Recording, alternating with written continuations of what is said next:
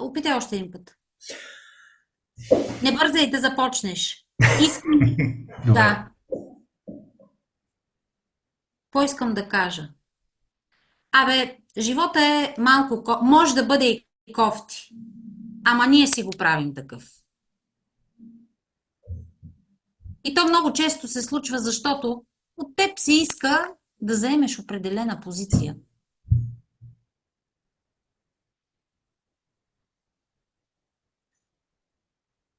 А езика на тялото тук не играеш, когато си на сцена. Примерно това, когато вкарваш от теб. Значи, когато си вътрешно верен на мисълта, на посоката, на смисъла, тялото ти се движи адекватно.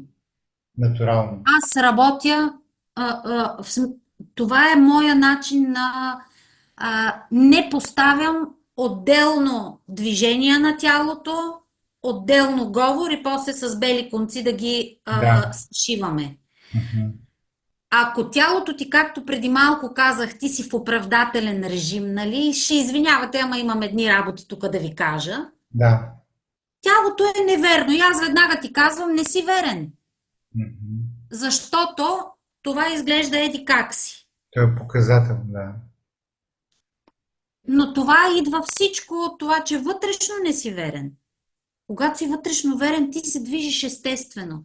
Ти знаеш какво искаш да кажеш, знаеш на къде да погледнеш, знаеш кога да смениш обекта. Знаеш кога да се хванеш за главата и да... искам да ви обясня още нещо. Но Да.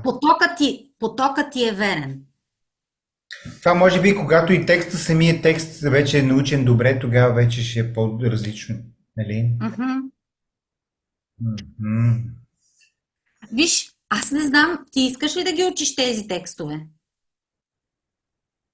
Защото иначе няма как да... Или поне до някъде да си даваме някаква задачка. Не е нужно целият текст. Добре, да. Един, да речем това, което си направил в последното видео.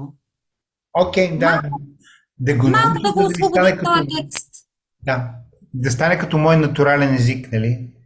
Да. Моя Ако ти мисъл. е много да учиш цял текст, тогава нека да е само някаква част от него. Добре, съгласен, да. Защото иначе с чуждия текст е така. Ако искаш, може на някакви твои неща да се опрем. Но Не, без... както ти каза, те и моите неща са като той една мисъл. Дори да го имам на бял лист, аз вече... Аз по принцип, когато имам някакво вдъхновение, взимам телефона и го записвам, за да не го забравя. То просто е като една река. Затова.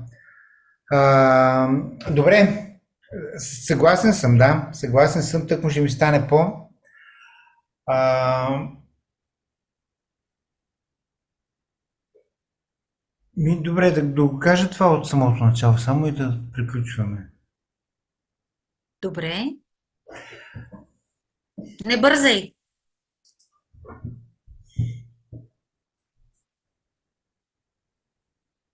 От теб искат да вземеш определена позиция. Т.е. да заявиш против какво си и за какво си. Или което е по-нагледно с кой си. С тея отляво или с тея отдясно. Или с тия в средата. И тия отляво, и тия отдясно, и тия в средата твърдят, че човекът не може да живее, ако няма определена позиция. Така. Спирам те тук само за да повторим последното изречение.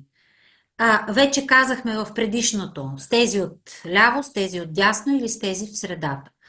В следващото изречение не наблягаме на тези три еднакви думи, които се повтарят от предишното. Да, А правим и тия от ляво, и тия от дясно, и тия в средата да, твърдят. да.